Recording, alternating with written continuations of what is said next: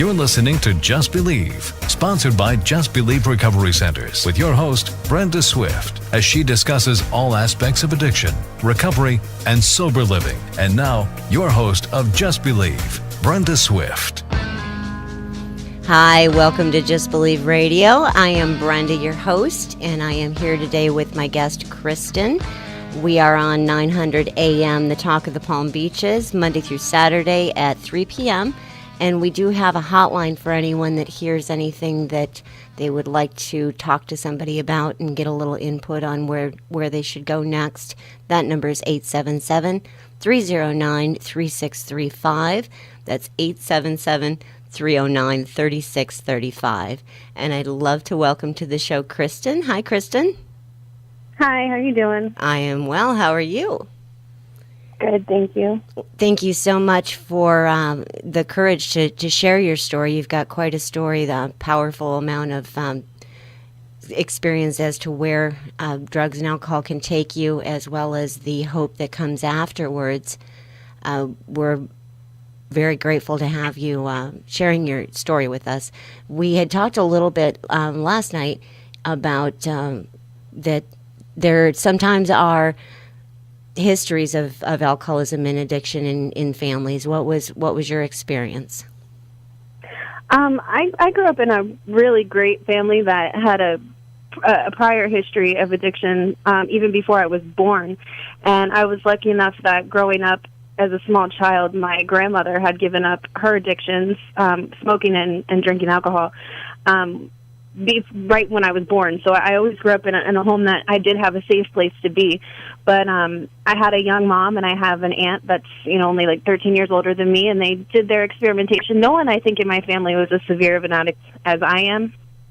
But I did, have things around at a young age that always kind of had me curious. But up until I went through tragedies in my life, I was kind of against, because I had like my grandmother on the other end who was, didn't even like salt and pepper, Oh, funny. And a lot of people don't realize that having an addictive background can actually increase our chances by about 2 million of picking it up ourselves along the way. How old were you the first time that you had tried drugs or alcohol? I was like 13 years old. That's about the average age for most people, a little experimentation. Mm-hmm. And was that just your typical party at school, or how did that happen? I tried alcohol one time, and I hated it. I was unlike everybody else, which is, I think this is when I started to notice that I was different, because most kids my age were starting to, like, sneak a cigarette from their parents or, take a shot, and it was something that was, like, cool to them. And I was always the kid who wanted to try much harder things, and I thought that little things like that were just a waste of time. So I had my first experiment with prescription pain pills at that point, and I just noticed from there that my body's reaction to what other people's reaction was completely different. And it was something that I knew from that very first moment that I loved. And we are at Just Believe Radio. This is Brenda, your host. We're hearing Kristen's story of recovery. Anyone wanting information on anything that they hear here is 877-309-3635 is our hotline, where you can speak to somebody to get some help or some guidance in family members' addiction, as well as anything that might be getting out of hand for yourself as well.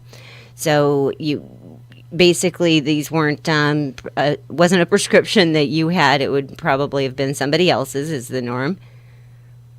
Right, yeah. And it was a friend of mine, and it was just something that was available, and she was into, like, smoking pot, and I was like, not too sure about it, and I went the other way.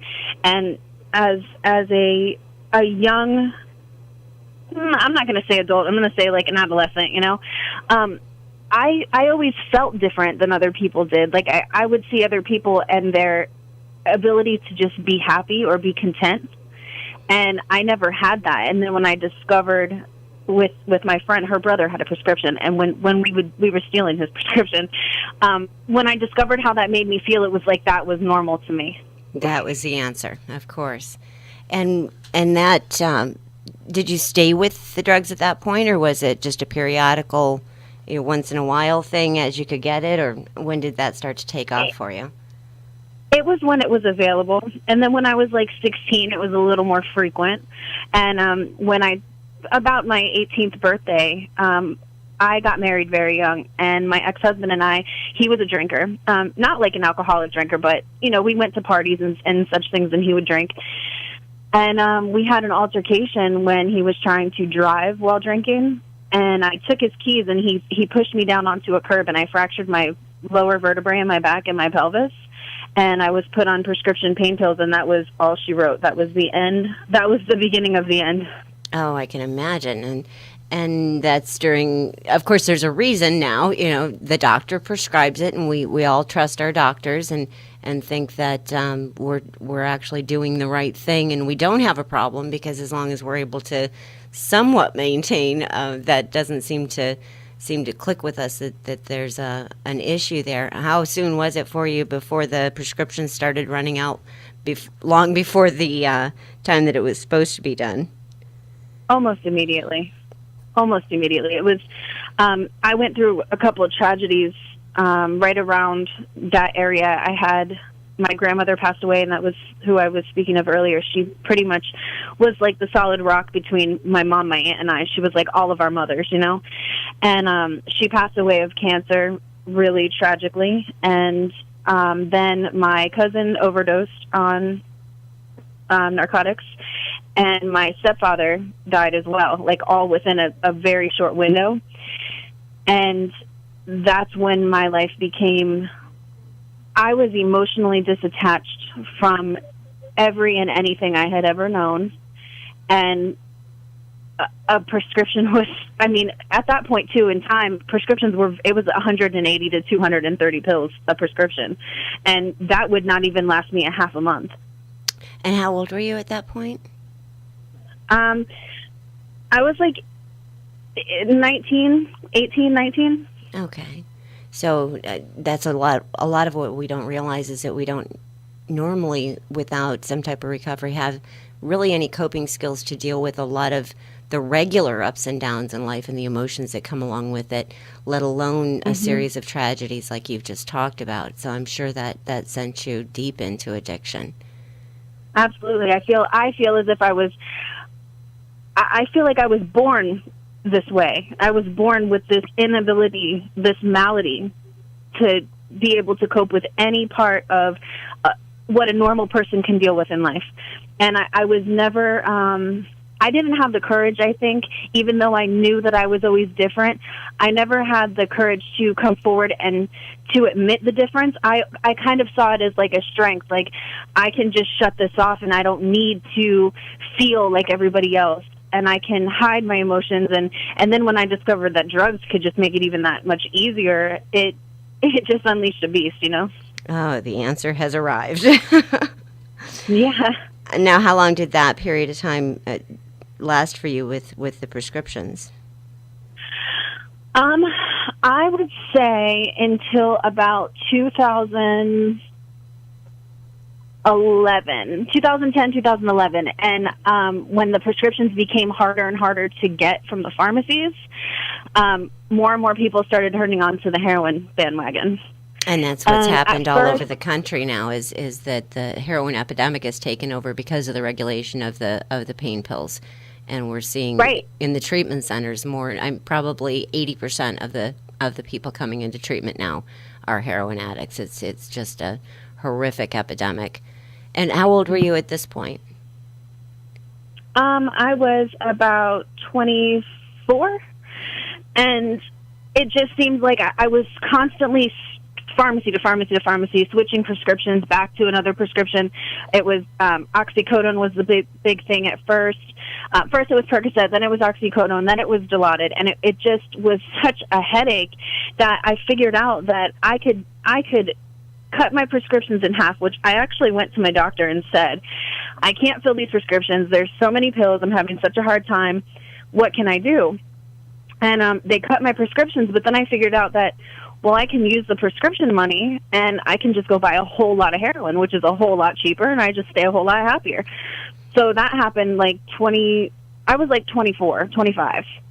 And I just discovered that there was just this whole new world, and it wasn't anything that I had to wait on a pharmacy. I mean, I could just go down the street, and as long as I had the money, everything was good, you know? And you're listening to Just Believe Radio. This is Brenda, your host, and we are hearing how Kristen, her story that is pretty intense. It sounds like, because, like you mentioned it, for those that are just tuning in, a series of 3 family members died within a short period of time, that, as well as an injury in a domestic issue that started everything, the ball rolling with the opiates. But as you said, from the moment that opiates were involved, the pain pills in your life, that you really knew that was the solution in your mind to everything that you were lacking. So absolutely. And as far as heroin's concerned, we do know it's very easy to get. It's very cheap. It's everywhere right now.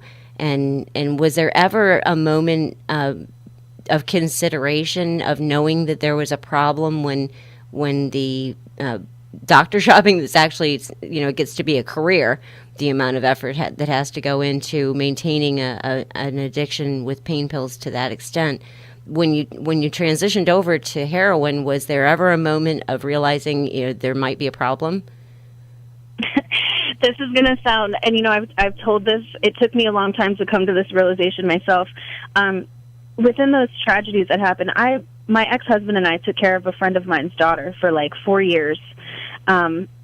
She lived with us. We took care of her. She never left. Her mom and I were friends, but her mom had an addiction of her own and would disappear for long periods of time.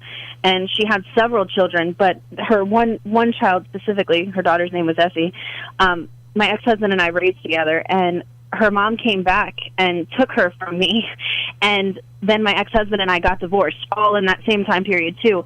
And for a moment, I had this vision that I almost wanted something to be wrong with me, because I wanted someone to notice. Like, I wanted someone to see how bad I was hurting and to, like, save me. But in a sick sense of me wanting that, I kind of got the opposite, because I pushed everybody away that was in my life. And not that they didn't notice that I was hurting or what was going on, but I fell into such dark things. Prostitution. I came from a very, very nice home with very good people, and I had places to turn, and I had family members, my aunt specifically, that have been down the road I was going, maybe not as far as prostitution, but addiction especially, and places that I could have went to get help. But I didn't want that. I wanted to go as low as I possibly could, and I know that sounds crazy, but it was almost a way of inflicting pain on myself. To stop the other hurt, because if I was just so totally gone, nothing could really hurt me. We almost look for physical pain on the outside. We create that physical pain on the outside because we're so torn up inside that we don't know how else to do that. Now, we are going to take a quick break, and we will be back to hear more details about how this progressed for Kristen. And we do have a hotline, 877-309-3635, where you can call to get some help and talk to somebody about anything you're feeling right now. At Just Believe Recovery Center, their highly trained staff has a combined 50 years in recovery and is certified to help with each client's individual needs. The program at Just Believe Recovery Center brings those suffering from addiction and their families the understanding needed to begin healing from the devastation and begin the path to a new and fulfilling life in recovery. The staff understands what addiction has done to your family and that no one chooses to become sick. At Just Believe Recovery Center, with a therapeutic process and a caring staff that understands addiction, their clients can choose to become well. Go to justbelieveradio.com for more details and call their 24-hour hotline today, 877-309-3635. That's 877-309-3635 for caring guidance and an end to the pain of addiction now. Just believe there is another chance and call 877-309-3635 today. Welcome back to Just Believe, sponsored by Just Believe Recovery Centers, with your host, Brenda Swift, as she discusses all aspects of addiction, recovery, and sober living. Now, back to your host. Brenda Swift.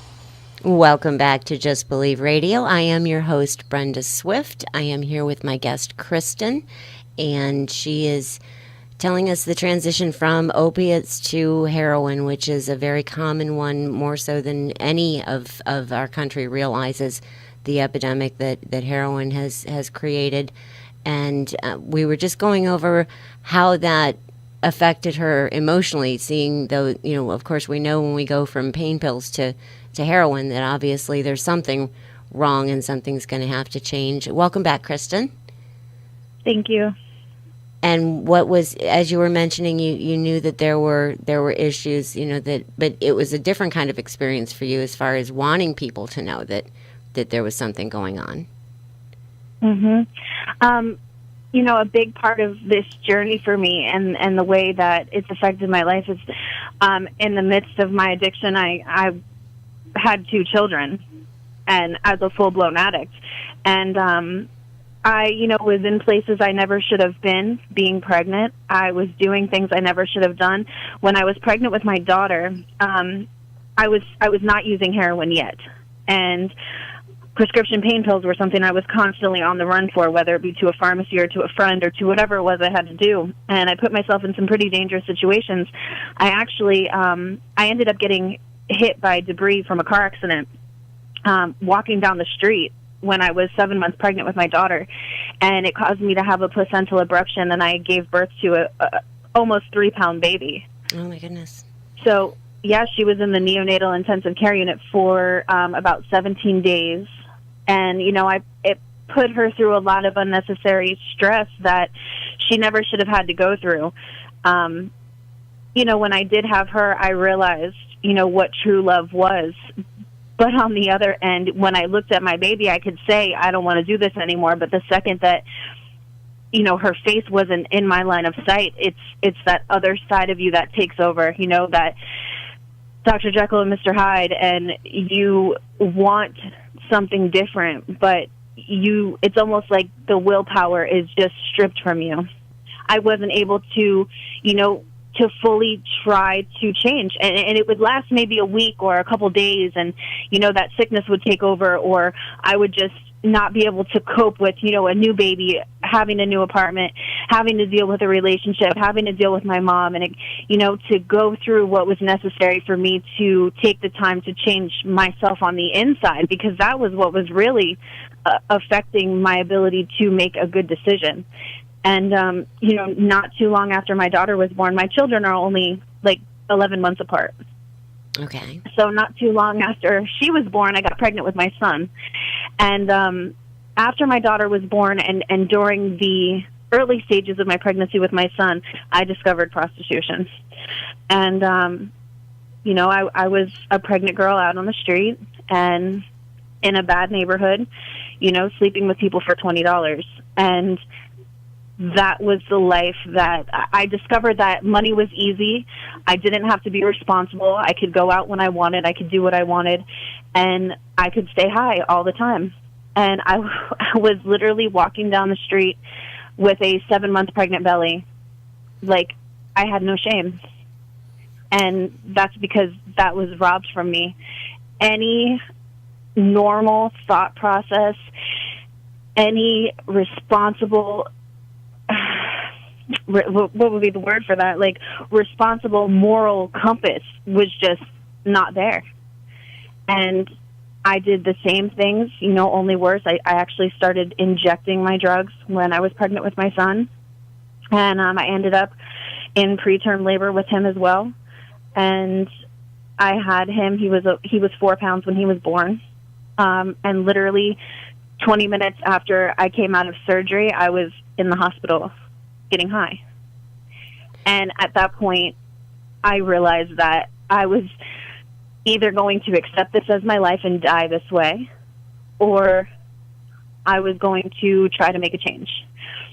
And for a moment, before I got out of the hospital, I thought, I could do this. I could make this change. But the second freedom hit me, I knew that that was my life, that I was not going to change, that I was just going to continue down this road. And I went harder and longer after he was born.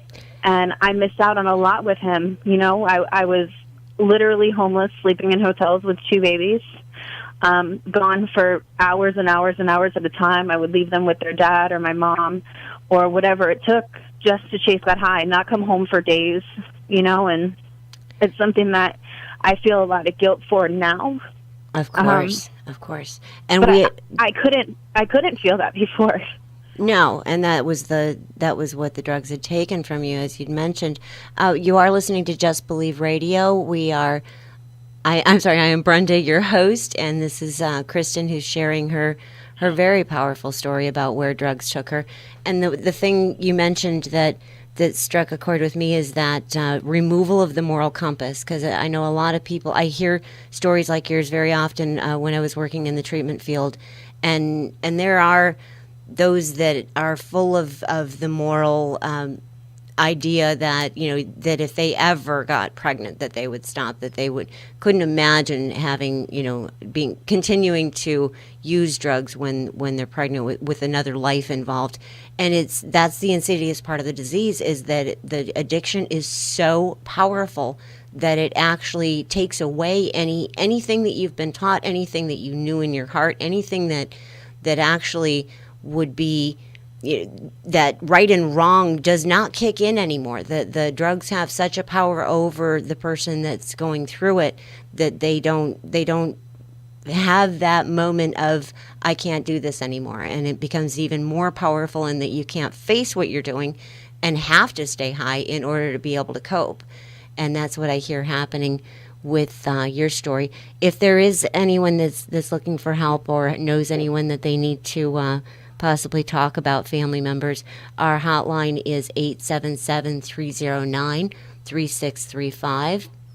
And at this point, we're getting close to the end of the show.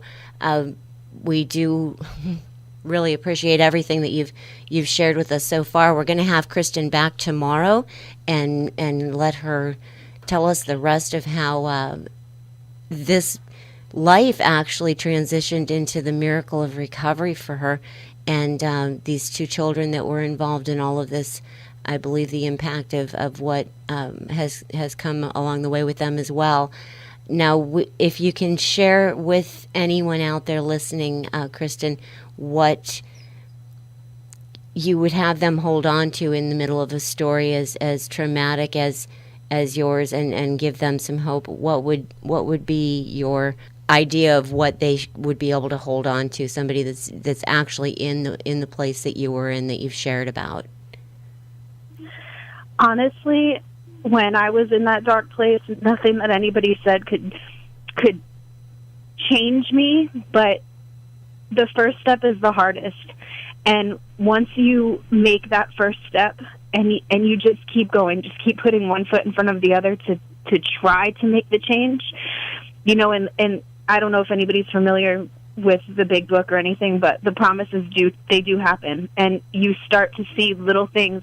Like I was saying before, I did not love my kids. I just didn't know how to love. And the reward that I have today for the relationships that I'm building with my mother, with my aunt, with my own children, is the biggest blessing that I have in my life. I'm in a relationship with someone who is not an addict, who shows me every day how to live a normal life and be happy with the things that are around me. And those little miracles are what matters. It's not the big things. It's not just getting a new car, but it's waking up in the morning for the first time in your life and not being sick and being able to smile because you woke up next to someone who loves you, or you can go see your children. Like I don't even have my children, but the fact that I get to see them, and when they see me, they're happy. Those little things, that's what makes the difference, and that's what makes it all worth it. Oh, that's wonderful. I can hear the impact and the feelings that you have about what a miracle this life can really bring, and just the fact that so many give up, and the using against our own will, and the lengths that we actually end up going to maintain the addiction. There is hope after all of that. And for anyone that is wanting to speak to someone about someone they love or their themselves, we do have a hotline. It's 877-309-3635. This is Just Believe Radio. Tune in tomorrow. Kristen's going to tell us the rest of her story and how she went from where you've just heard to a life that's second to none. If you're experiencing addiction stealing your life away, just believe there is another chance.